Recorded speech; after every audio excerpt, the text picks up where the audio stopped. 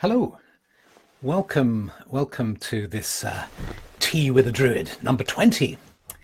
Have you noticed something unusual about these teas? Something very undruidic, which is that we start on time, dead on time. And this is why it takes a while for people to gather. So do type in where you're from. Oh, little hearts flying here. Do type in where you're from. So I know this thing is working. And it's just a lovely way to make yourself known to everyone else. So you're typing it in for, not just for me, but for everybody else who's gathering. They can see who's there. And who knows, your next door neighbor, you might discover to your surprise that your next door neighbor is actually watching this as well. So hi, everybody from the Netherlands and Hanover and Alabama and Birmingham, UK, I suppose, not Birmingham, Alabama, but maybe. Nottingham, New Jersey. Great. Richard in Hampshire there. Hello. Lovely. So, hey, what I thought we'd do is we'd start with a little prayer. I want to tell you about a book, A Tree for the Earth Mother, a collection of devotionals.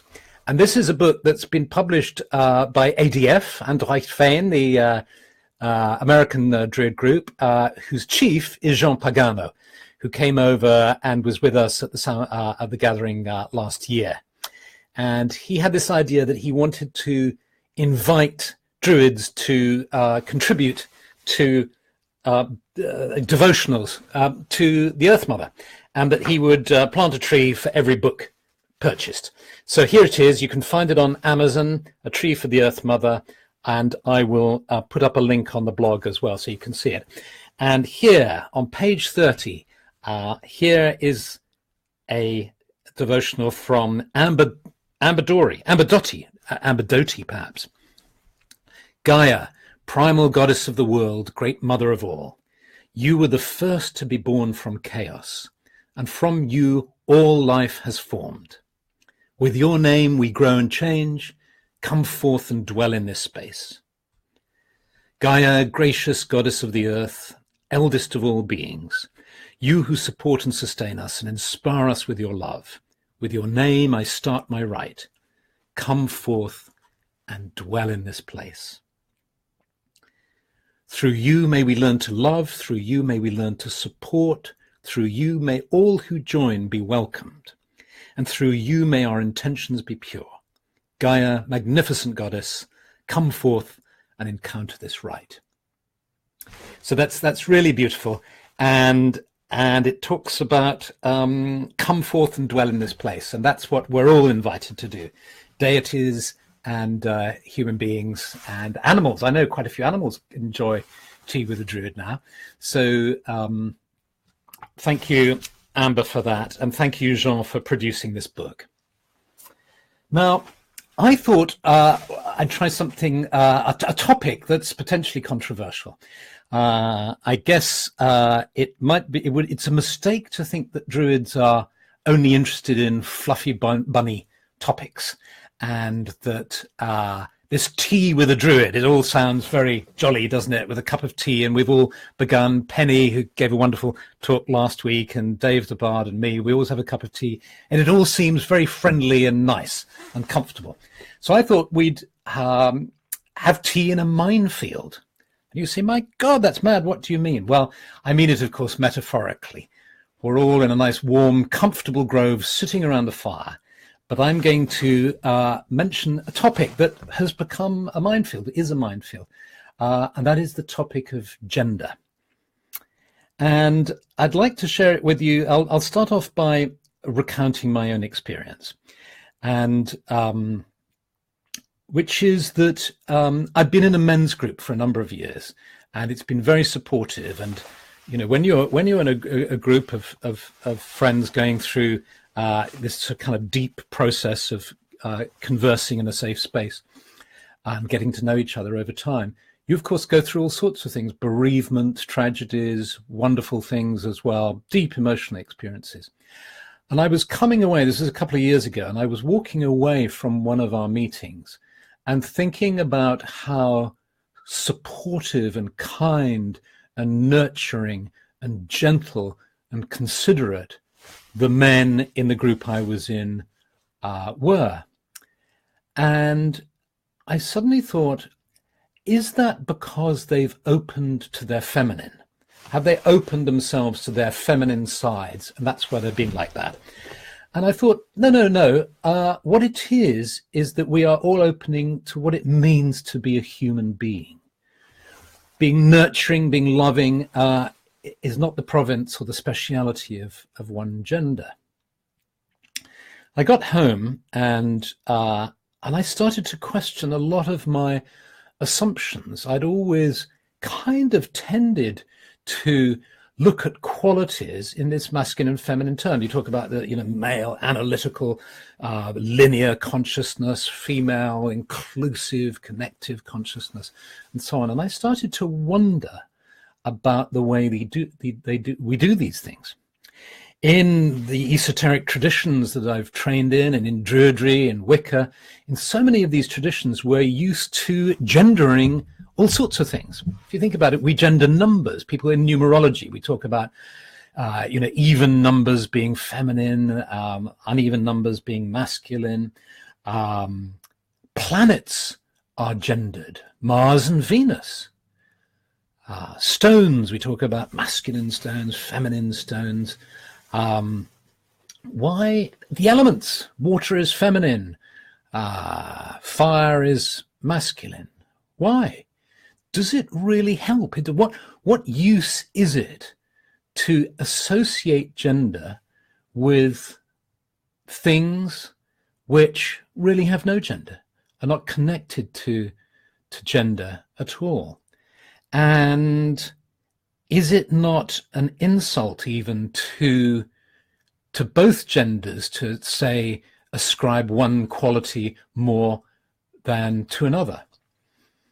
So these are the things that started to mull in my mind. And when you're on the edge of something, or you're just starting to connect with a new idea, there's often a wonderful process whereby the universe starts to hook you up with the same idea. It's as if the idea is trying to land and is coming into lots of people's minds. I started to get emails. I have the great privilege of reading Druid reviews from people who have completed the whole training through OBOD. So they're wonderful, wonderful documents that often recount a person's entire spiritual journey. Amazing things, always very different. People started to talk about this very issue in their reviews. And I went to one of our camps. It was a Samhain camp. And it was a small camp, and there were just a couple of dozen people in the workshop I was giving.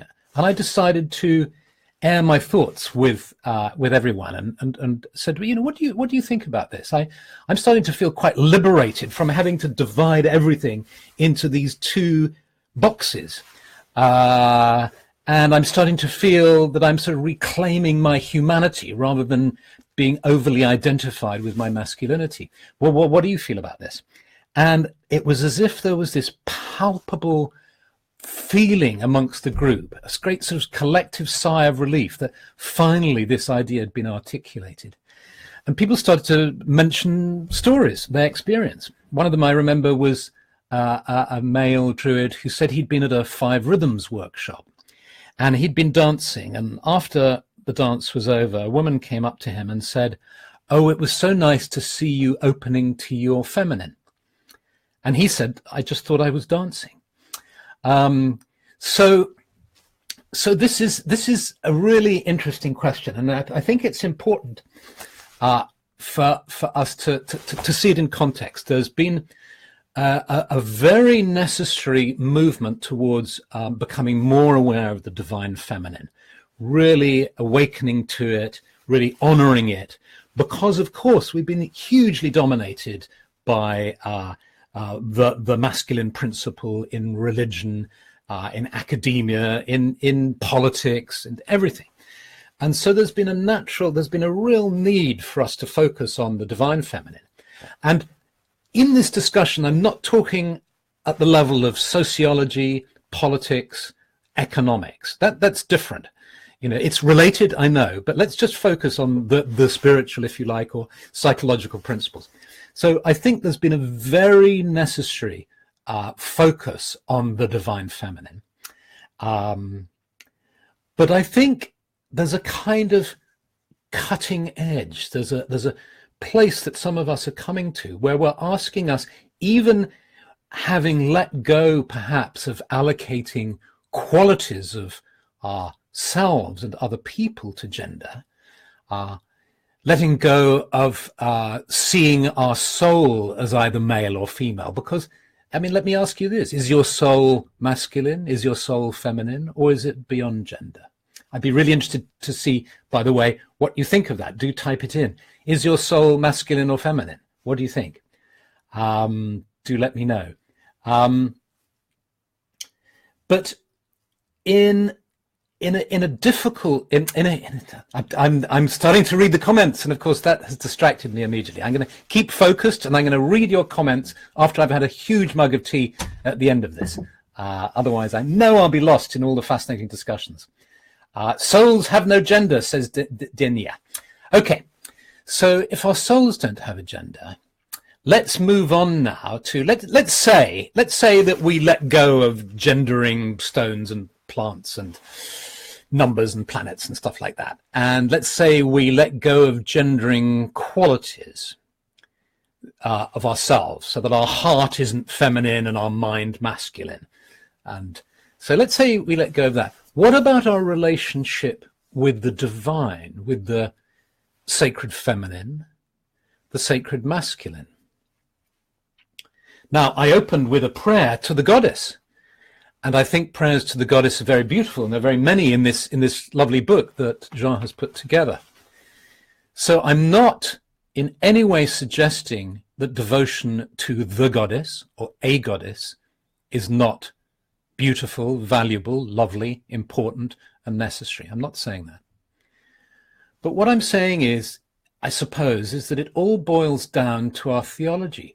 I mean, do we believe that the goddess or the god is the source, the ultimate source? If we do, say you took the classic patriarchal sort of monotheistic view, God is the source of everything, the creator of everything. And if you were, I think, silly enough to allocate gender to that source, you would term it God. But do we perhaps want to allocate gender to the source of all things as the goddess? I remember I lived in Ireland at Huntington Castle, where Olivia Robertson and her brother Durden Robertson founded the Fellowship of Isis.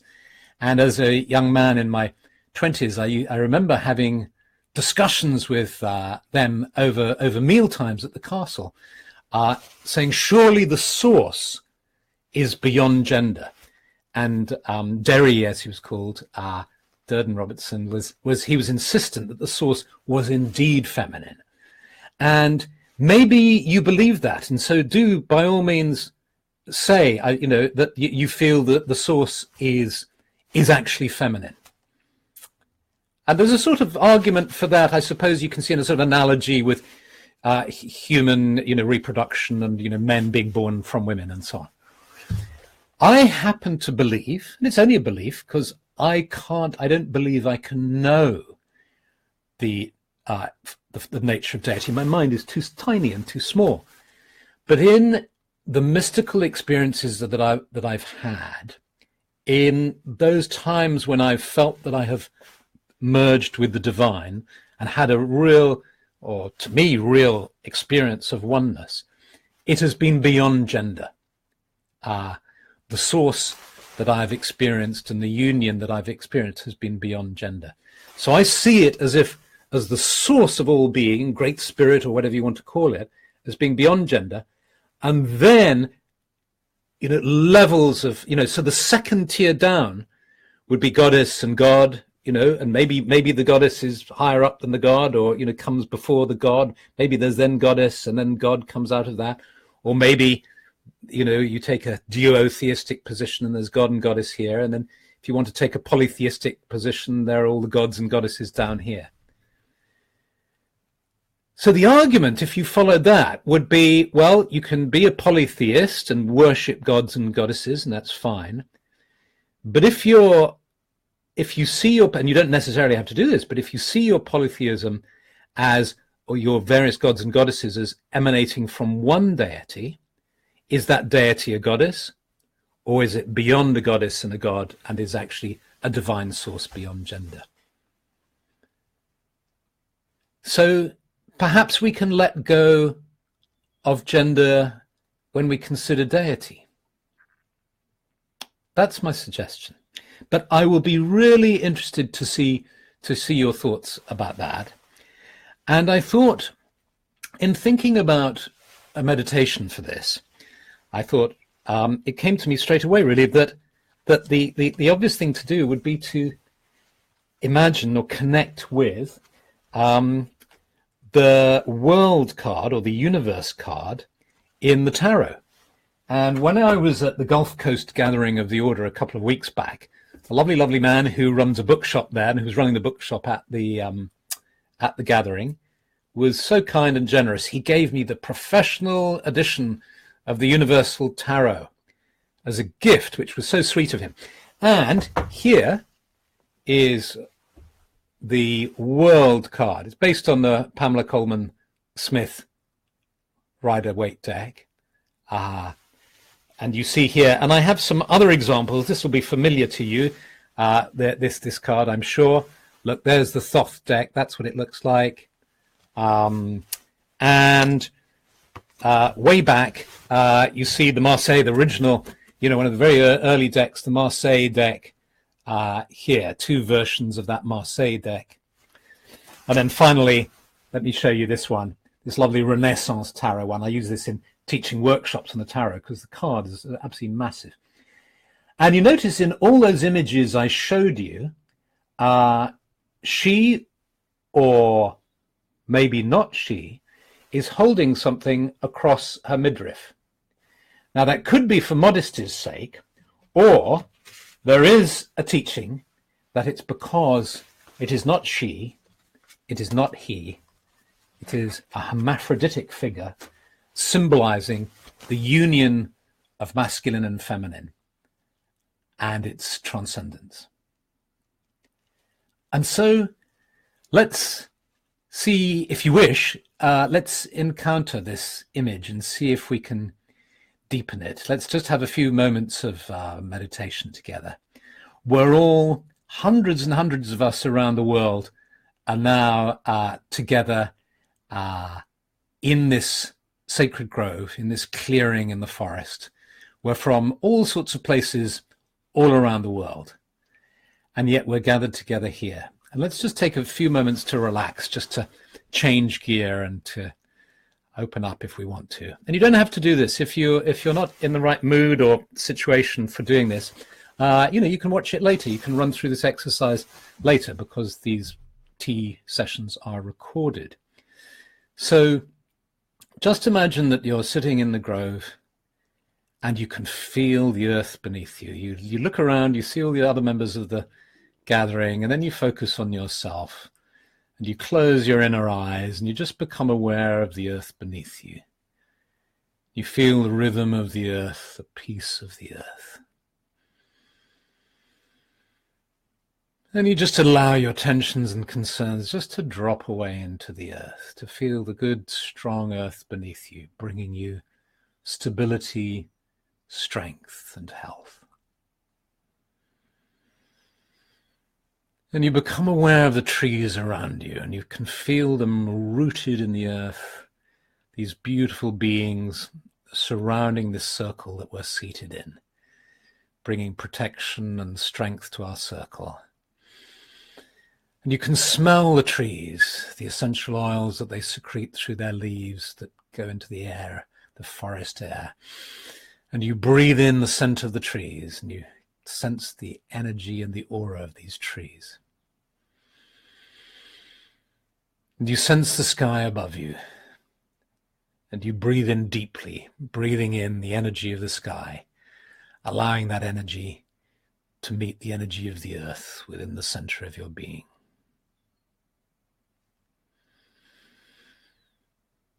And then, if it feels right to you, just imagine that from the forest steps into the clearing the figure of the world from the tarot.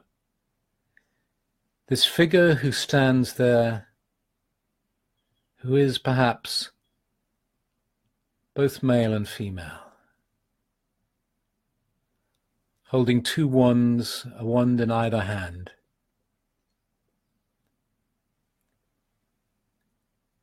And just spend a few moments communing with this figure or relating to it.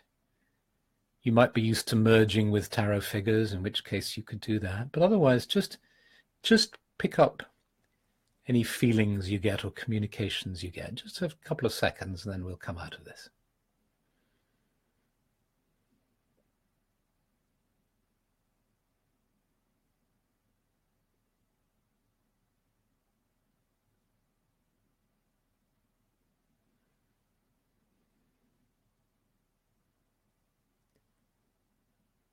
Sense the quality emanating from the heart, the soul of this being, the soul of the world.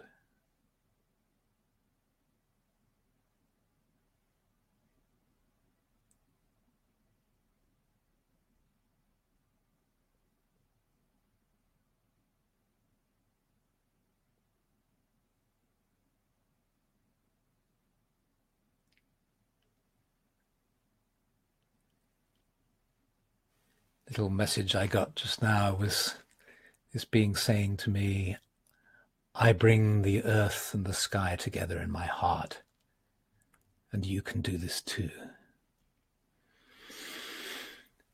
And so allow the figure to fade now. You can always come back and commune with this figure if you find it helpful, but allow the figure to fade, just to slip back into the forest. Just become aware of being seated by the fire in the circle, your companions around you.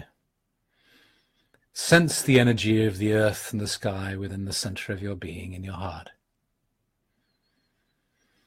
The vitality, the energy of the sky, the stability of the earth. And then gradually become aware of your physical body, allowing your awareness of the sacred grove to fade. Becoming aware of being seated here in front of your computer or your tablet or phone.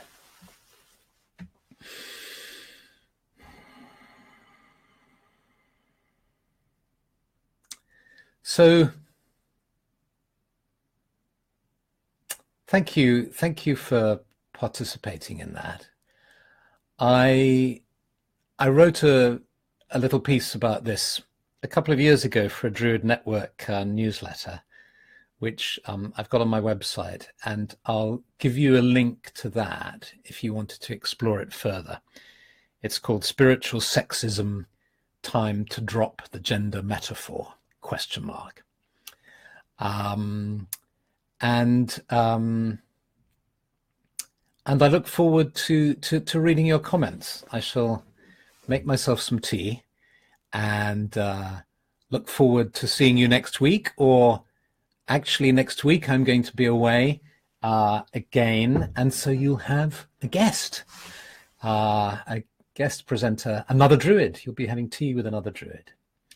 So thank you so much for being here, and lots of love, many blessings, and see you again soon. And I look forward to reading your comments. So do, by all means, write and continue writing. Thank you. Bye.